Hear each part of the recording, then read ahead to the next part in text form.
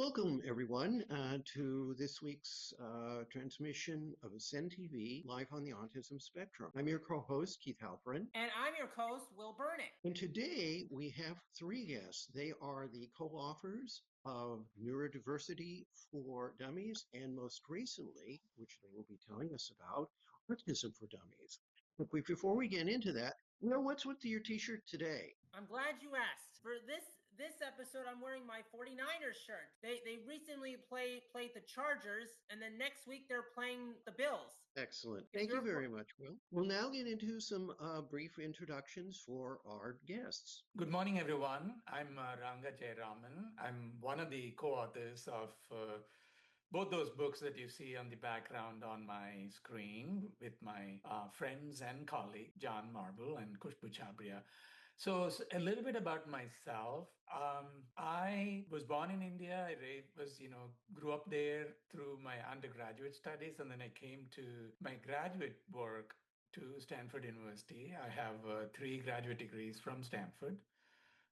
Master of Science in Mechanical Engineering, and then Electrical Engineering, and then a PhD in Mechanical Engineering. And I have worked for nearly 35 years in major corporations of the world, like IBM, and then Hitachi, and then NVIDIA. My most recent sort of work stint was in Stanford Graduate School of Business as the Chief Digital Officer. And you might wonder, what is it that I'm doing here with this discussion about a book on autism? I have a son, an adult son now, who is on the spectrum. He was diagnosed as being autistic only when he went to college and then got into academic probation. We've always seen that, when he was in grade school, middle school, and high school and all that, he would just sort of keep to himself. Like when you go to pick him up in school and stuff, he'll be standing by himself, looking listlessly this way and that way, while other kids will be like, 2 and 3s and 4s yakking away. And I never thought twice about it because I was an introvert growing up in India. It was never a problem because you didn't really socialize very much, in the villages that I grew up in. But when he went to college to Cal Poly, the dorm life, with its non-stop socialization and partying and whatnot, with also roommates that were very boisterous, completely breached all his defenses. And so, make a long story short, he ended up getting in and out of probation. And the second time that happened, that's when we woke up and realized, okay, we're going to have to figure this out. And I won't take you through the whole story, but, a long series of dead ends in terms of trying to figure out what's going on. And he was finally, after a lot of that kind of an agony, got diagnosed as being on the spectrum. And I knew so much about autism at that point in time. I said, okay, what's the prescription? And little did I know that, this is its inherent nature. And this is about 2012 timeframe, I want to say. And ever since that, I've been learning and learning and learning and learning about what is this all about, and what does it mean in terms of people that are autistic or people that are neurodivergent, and how is the world either supportive or not supportive of that and all of that. And at some point along that journey, I realized that it is time that I stop working for a living and to start living for a mission. And that's kind of what brought me into this. I'll stop there and pass it on to Khushboo. So, my journey with autism started in 2011. I had just graduated from UC San Diego with a major in human development, and I was really interested in working with children. So I had a big, social psychology background. And I had started working as a behavior therapist, working in in-home therapy. And I was actually working like right here in Oakland, California. And I had a client that was non-speaking, and I had been working with him for a long time. I learned a lot about autism working with him. And I still wasn't sure if I wanted to work in that field. So I was actually applying to PhD programs in social psychology. And while I was waiting for the results to find out which PhD program I was going to get into, and I actually received the acceptance letter from the school I wanted to go to, that day my client said his first word. And he started, stringing words together. He started mumbling. He started making more mans. He started singing the nursery rhymes, and it was just such a magical time. I literally at that point could not imagine doing anything else. That's all I wanted to do. And every day was a win. Every day he was becoming more independent. I was teaching things like toothbrushing, tying shoelaces, playing games. And I ended up getting a master's in behavior analysis, and I started working as a clinician. And I actually got very, very burnt out. I was told I was going to have 10 to 15 cases.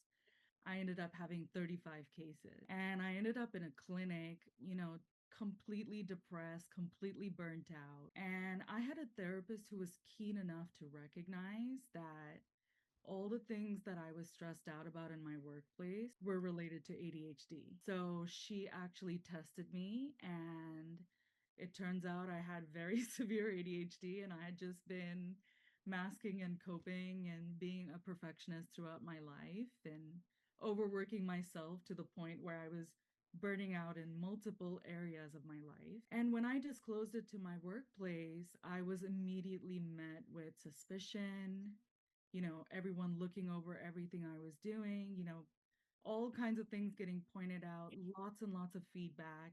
It was so punishing that I ended up having to leave that workplace. And I bounced around to a couple of different workplaces after that. And I actually ended up looking at neurodiversity from a lot of angles because I ended up working in a school district. I had worked in home therapy. I had worked in social skills groups. I had planned community outings for neurodivergent people. I was starting a dating program for neurodivergent youth. I had worked with parents and done a ton of parent training. And somewhere along that journey, I decided I needed to work in the neurodiversity space. I ended up hiring a career coach for myself, and that career coach helped me transition my career to neurodiversity. And then I ended up taking all that knowledge that I got from the career coach and now apply it in our work that we do at Neurodiversity Pathways as a career coach to neurodivergent job seekers.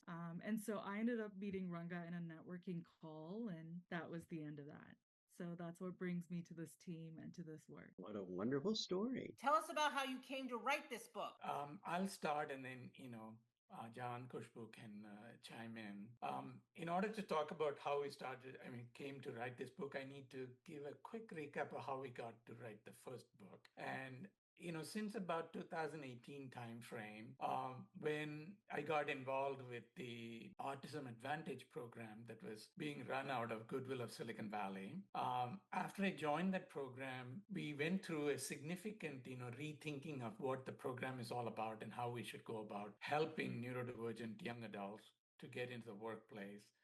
And part of that is to broaden our work to not only just do training program with the neurodivergent adults, but also go to organizations and raise their awareness about why they should embrace neurodiversity in an intentional way. I remember, John and I basically put together the first deck of neurodiversity in the workplace, an awareness session, and ended up going to the very first organization and giving it. These were, times before COVID. So we would do these sessions, in person. And since that start in 2018, we slowly expanded the number of organizations at which we were doing these awareness sessions. Stanford came pretty quickly afterwards because I just left Stanford, and I, had a very good working relationship with many senior leaders within Stanford Information Technology Organization. And so we started doing sessions in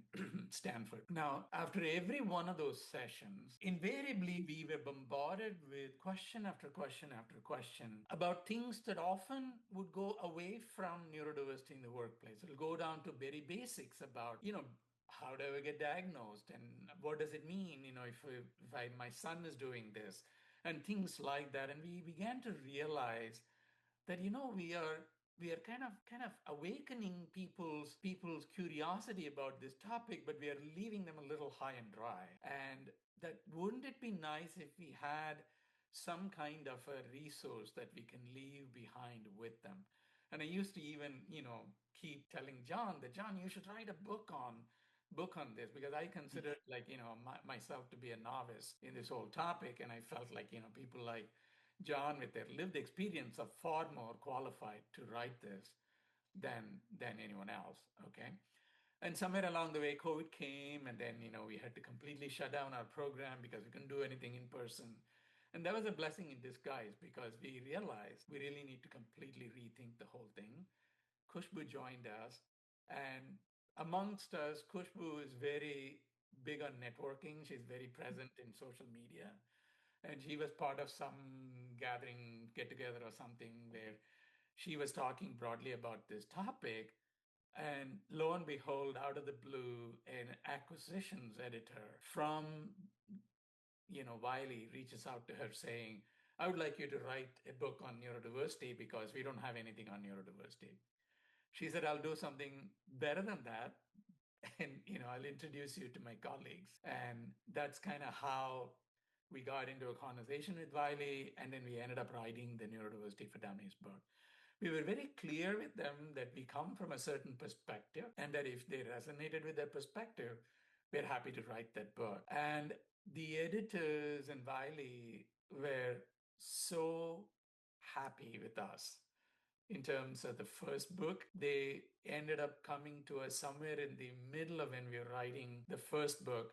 Would we be willing to review a proposed chapter of a book that's being rewritten and comment on it? And we got that chapter, we read it, we critiqued it, and sent it back, and we never thought twice about it. And the next thing you know, a couple of months later, they come back to us and say, you know what? We have an old book on autism. We want that to be rewritten. We think you guys are the right people to write the new book, a modern book on autism. That was the genesis of that. I'll stop there and then have, John or Khushboo sort of chime in. I'll just say that I got the email about neurodiversity for dummies on Christmas morning. So I really took it as a sign, because what are the chances that on Christmas morning an email like that would show up on my LinkedIn? And I immediately responded a minute later after I received the message, because I just knew that we would be a really whole perspective on neurodiversity, because all three of us come from such different backgrounds and have such different perspectives ourselves as a team, that us coming together and combining all our collective strengths and differences is what would make this book come together. And after writing the first book, or even beginning to write the first book, was a very anxiety provoking process for me. I was, just so challenged about writing the chapters on parents and educators, because I kept thinking about, I wish my parents knew these things when I was growing up, or I wish my educators knew these things when I was in the classroom, because I really struggled not knowing that I had ADHD. And the book was bringing up a lot of emotions for me. So I was very burnt out when we were asked if we wanted to write the autism book, but I did know that one of the best strengths of our team is the level of integrity that we brought to this writing process and this editing process to these topics. And we all learned a lot about these topics while writing about the books too, because we researched in so many different directions on how to look at these topics, 360-degree way. So I did know that as a team, we would be great at putting this book together. And I knew that John really needed to write a book about autism, and we wanted to support John in that. And more than that, I also thought that, we would bring a really modern resource out into the world, especially when there needs to be more understanding and aware of autism that's based in fact. And that's a neurodiversity perspective as well. Can you tell us about the ideas of employment in the book? I'll start again. So I'm going to approach this a little bit with a context and a background, and then get into this. And this is this question of employment of people whose brain works differently is a huge topic unto itself. Um, Unfortunately, the world at large and companies at large, they have gone through a historical evolution of why we are where we are, right? By and large, if you look at the mindset, the policies, the practices, the processes that constitute how a company or an organization or the workplace functions, these mindsets, policies, practices, and all of that, they have evolved by the people that have filled those organizations historically. And those have been overwhelmingly people whose brain works more or less in a similar way, the neurotypical people. And as a consequence, when a neurodivergent person, an autistic person, even with a very good set of qualifications, approaches these organizations and say, I'd like to be considered for employment, the person gets looked at from that fixed mindset or lens point of view, if you will. And for example, the interview process and things like that, right? So this is the backdrop that we need to keep in mind. Most of the neurodivergent people, autistic people, when they get evaluated, assessed by these traditional ways of looking at people for how good a fit they are for a job that's within the company, they may have a lot of challenges with getting through those mechanisms. So, in both our first book and in the second book, what we are saying is that we need to adopt more and more, we need to go back and re examine how things are set up, whether explicitly or implicitly in the workplace. What is the design that is at work in the workplace? Is that design intentional in terms of being able to allow, empower brains that work differently to be able to fit in and contribute? And unfortunately, by and large, the answer in most organizations is they're not designed for that type of universal inclusion. And that universal inclusion is something that is highly worthwhile for organizations to undertake, and that redesign to be more universally inclusive should not be done in isolation of the people that we are trying to make sure are going to find it easier to be included. And so it need to be centered around autistic people, centered around neurodivergent people and their lived experiences and their amazing ideas and perspectives over how things can be different. That's how they need to be redesigned. So those are some of the key principles that we have tried to incorporate into our book, that designs can be rethought such that it can benefit everybody. And you go about that process by getting people from the community to be very much an integral part of your redesign effort. Thank you very much again, Ranga. Khushboo, I understand that another topic that you address in this book is housing and independent living. Would you care to elaborate on that? Yeah, absolutely. I think we talk in a lot of different sections, in the parenting section, as well as, basically living as an adult with autism and how to sort of navigate the housing and independent living. Also, some considerations for what that independent living looks like and how to really respect the rights and the privileges of the neurodivergent person, and to really be sort of meticulous in thinking about that future planning that a lot of parents worry about when it comes to their autistic children, and ensuring that their dignity, their respect is prioritized in whatever that situation is that the family agrees is the right, sort of setting for that neurodivergent person.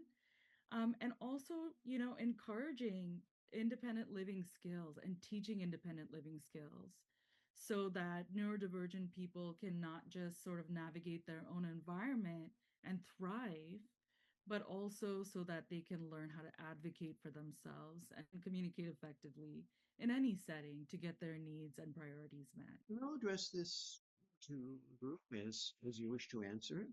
What advice would you have for parents of free independence or adult who are on the autism spectrum? Okay, let me do that. I mean, I have had to among the three of us.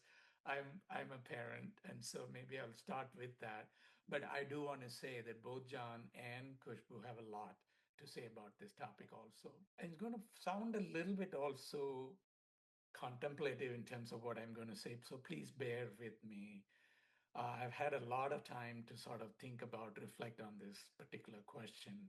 And I do spend a lot of time talking to parents of newly diagnosed children in my circle of, interactions. I think as parents, often, when we have children, we have already made up a life for them. We have envisioned a path and a trajectory and success and outcomes and all of that. Sometimes maybe we haven't written a book on them in terms of, this is what I want my child to be. And one of the things that for myself and my spouse that we had to come to grips with when our son was diagnosed as being autistic is that it's not about us, it's about him. We have a specific role to play with respect to him, his story, but it's not about us, it's not our story. And so, first and foremost, that I would tell parents is that whatever expectations and stuff that you might have built up for what you want your child to be, just, kindly, gently just set that aside because your role, your job is about what can I do? What do I need to do in order to empower this child of mine to blossom to their full potential, whatever level that might be, whatever be their level of skills, abilities, etc., it doesn't matter. They are a unique creation of the universe, and the universe never makes a mistake. Nothing in universe's design or creation is ever a mistake. This person is whole and complete as they are. My job as a parent is to love them unconditionally, have unconditional faith in the whatever reason they're here, their purpose in terms of being here, and how do I support that in every which way that I can find out. Okay. So that's kind of the philosophical context that I would set in terms of what parents should potentially adopt because it frees them up from disappointment and dissatisfaction and all of those kind of negative things because your child is probably going to be extremely sensitive to those feelings of yours even if they are nonverbal. And is that what you want to do to your child? If on the other hand, if there is that unconditional acceptance and love, guess what? They sense that too. And that's the sunshine and the water and the manure that they need in order to blossom to their full potential. I was just going to add, having worked with a lot of parents over the years, one of the things I've realized, like kind of what John said, they do feel like they have to go about it alone. And many parents end up feeling very isolated in their journey of understanding their child and understanding how that advocacy piece works. Hello, everybody. Stacey Kennedy here, and today I'm going to share a couple of events with you as usual. And first, I wanted to show you this because it's almost Halloween and it's a cat. So, anyways, Saturday, October 25th, will be Ascend's Scenic Photo Walk in San Francisco, starting at the Ferry Building, and it will start around 10 a.m. So I imagine that get there maybe 15 minutes earlier before the walk starts or so, and then bring a camera, a photo, or a tablet, or whatever you've got to bring pictures and take them. Comfortable walking shoes and clothing for San Francisco weather. Bring a lunch and a snack and your smiling face and enthusiasm. Again, this is October 25th, Saturday, starting at 10 a.m. is the Ascend Scenic Photo Walk. Sunday, October 26th, at the Sunset Dunes in San Francisco, the Great Highway is now where it's a walking place now. People used to drive there, but they don't anymore. San Francisco is going to have their 5th annual, what they call a Great Haunt Way, like the Great Highway, but hunt. Halloweenish, right? So that starts out at 1 p.m. that day. Taking the Muni or biking, if you already live in the city, is definitely recommended. Depending on which direction you're coming from, you can drive to avoid parking. I'd say take the Muni. There's the L, there's the N, and there's the buses that you can look up or go to the website for Sunset Dunes. Yeah, and if you do already have a bike, there are Bay Wheels bike share stations that you can park your bike at on Lincoln Avenue and La Playa and the Lower Great Highway, Judah and Noriega and Quintara Street, Taravel. And speaking of where the walk will start at, or depending on direction, it'll start at Judah going to Taravel or vice versa. There's going to be booths, there's going to be trick-or-treating, there's going to be kids, grown-ups, there's going to be anybody who's a fan and loves Halloween. It's made for everybody, obviously.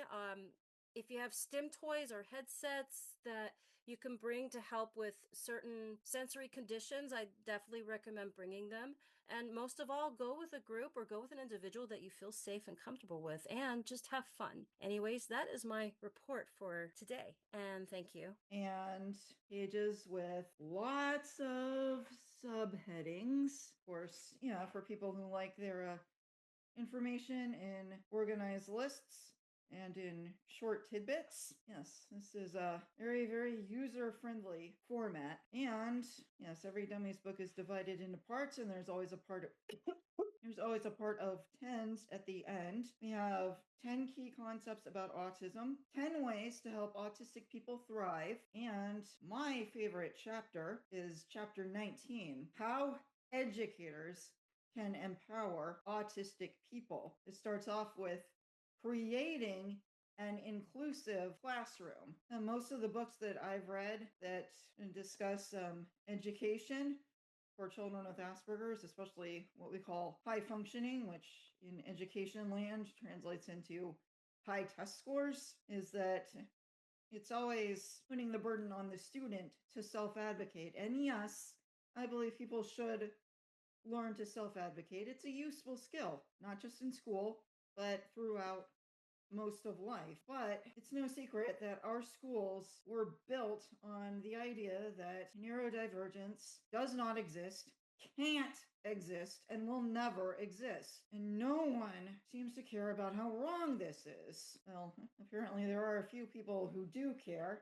And because John, Khushboo, and Ranga included this chapter in the book, maybe there is some hope for the world after all. Yes, they include specific strategies for elementary, middle, high school, college, and university. And then the chapter concludes with becoming a better educator, investing in the educator's own development. And we have chapters about how the workplace can empower autistic individuals. Yes, actually, it is possible for the workplace to empower autistic individuals and not hold them back because they can't conform to some preconceived idea of what a good employee is like. Part 6 is all about building an autism-inclusive future. We can only hope that the world will continue to get more autism inclusive. Chapter 23 is titled Voices from the Spectrum, which is also very much appreciated, because lots of times we don't hear voices from the spectrum. It's